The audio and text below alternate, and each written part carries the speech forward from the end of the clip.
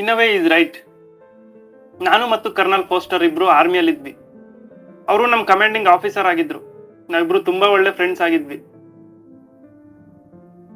ನಮ್ಮ ಮೇಜರ್ ಒಬ್ಬರ ಮಗಳ ಜೊತೆ ನನ್ನ ಅಫೇರ್ ಇತ್ತು.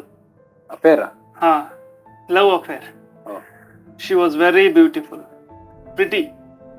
ನಾವಿಬ್ರು ಒಬ್ರನ್ನೊಬ್ರ ತುಂಬಾ ಪ್ರೀತಿಸ್ತಾ ಇದ್ವಿ. ಮದ್ವೆನೂ ಮಾಡ್ಕೋಬೇಕಂತಿದ್ವಿ. ಆದ್ರೆ ಈ ಕರ್ನಲ್ ಫೋಸ್ಟರ್ ಅವಳ ಮನ್ಸ್ ಕೆಡ್ಸ್ಬಿಟ್ಟ. ಅವನ ಹತ್ರ ಇದ್ದ ಹಣ, ಆಸ್ತಿ, ಬಂಗ್ಲೆ, ಗಾಡಿ ಆಸೆ ತೋರಿಸಿ ಅವಳನ್ನ ಎಳ್ಕೊಂಬಿಟ್ಟ. ಮದ್ವೆನೂ ಮಾಡ್ಕೊಂಬಿಟ್ಟ. ನಾನು ನೋಡ್ತಾ ನಿಂತ್ಬಿಟ್ಟೆ. ಏನ್ ಮಾಡ್ಲಿ? ನನ್ನ ಹತ್ರ ಈ ಹಣ, ಆಸ್ತಿ, ಬಂಗ್ಲೆ ಇದ್ಯಾವುದು ಇರ್ಲಿಲ್ವಲ್ಲ. ಅವಳು ಮೋಸ ಮಾಡಿದಕ್ಕೆ ನನ್ಗೇನು ಅಷ್ಟು ಬೇಜಾರಾಗ್ಲಿಲ್ಲ. ಯಾಕೆಂದ್ರೆ ಅವಳಿಗೆ ಪ್ರೀತಿಗಿಂತ ದುಡ್ಡು ಮುಖ್ಯ ಆಗಿತ್ತು, ಓದ್ಲು. ಆದ್ರೆ Foster, Colonel Foster, my best friend, ನನಗೆ ಮೋಸ ಮಾಡ್ಬಿಟ್ಟ. ನನ್ ಬೆನ್ನಕ್ಕೆ ಚೂರಿ ಹಾಕ್ಬಿಟ್ಟ.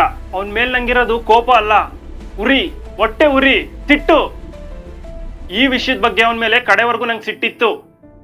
ಆದ್ರೆ ಅದು ಕೊಲೆ ಮಾಡೋಷ್ಟಲ್ಲ. ನನ್ನ ಬಗ್ಗೆ ಬಿಡ್ರಿ, ನಾವ್ಯಾಕೆ ಈ ಮೆರಡಿಯ ಬಗ್ಗೆ ಅನುಮಾನ ಪಡಬಾರ್ದು? ಫಾಸ್ಟರ್ನ ಎಲ್ಲ ವ್ಯವಹಾರನೂ ನೋಡ್ಕೊಂತಿದ್ದವ್ರು ಇವರು. ಅವ್ರ ಒಳಗೆ ಹೊರಗೆ ಎಲ್ಲ ಗೊತ್ತಿತ್ತು ಇವ್ರಿಗೆ.